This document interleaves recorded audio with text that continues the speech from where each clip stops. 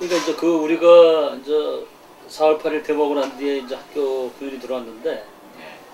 그게 이제 결정적인 게 이제 도서관 농성.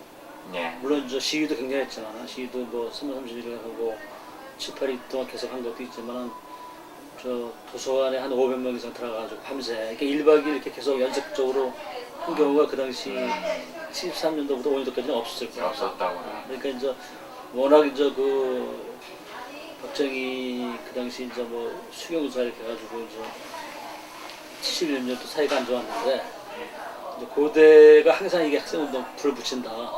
이런 전 정보기관의 판단이 있었고, 또 군부 그 저희 그 박정희 친위부대들하고 이제 사이가 안 좋았는데, 농성하니까 이거 이제 좀 도저히 안 된다.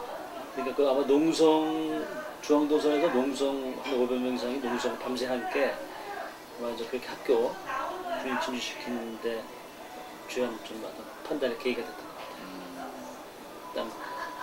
4월 7일부터 하는 거죠? 4월 7일 날 밤에 한 거지. 4월 7일 하루. 밤에 한 몇 시죠? 4월 7일 날 계속 데모하고 밤샌 거지 거기서. 4월 7일 날. 아,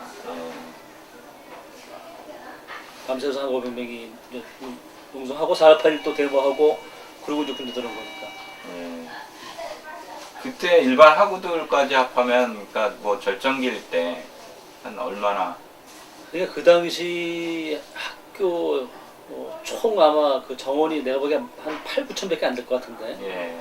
네, 그 정확히 기억이 모르겠는데. 예. 근데 우리가 여기 보니까 한 뭐 2,500, 한 2, 3천? 굉장히 많이 했죠. 도서관에 들어온 것도 몇백 명, 한 뭐 5, 600명? 2, 3천 모였을 때가 어느? 그러니까 그 이제 7일, 8일.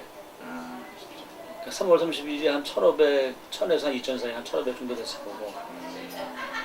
그러니까 뭐 학교 그거 공대가 따로 있고 그러니까 뭐 거의 뭐 어땠습니까? 전교생이 느낌이 막 그냥. 그러니까 뭐 저는 6월 항쟁 때 저 길거리 나섰을 때 그 느낌은 지금도 뭐라고 표현할 수가 없는데 어떠셨는지. 우리가 뭐 하여튼 예. 장갑차 뭐 바로 앞에까지 가서 이제 들어왔을 때. 예. 아니 그러니까 장갑차 말고 이제 그 체류탄 그 설파하는 그 정문 저 문 뭐 되게 이제 문 그 자물쇠를 잠그는데 부시고 거의 뭐 바로 앞에까지 가서 싸우고 그랬으니까. 그럼 뭐 이제 학우들은 뭐 여학생 같은 경우는 물 날라주고 뭐 돌 날라주고 뭐 정문에다가 그러니까 결사적으로 싸운 거지. 투석전을 주로. 투석전하고 뭐 그 투석전 당연히.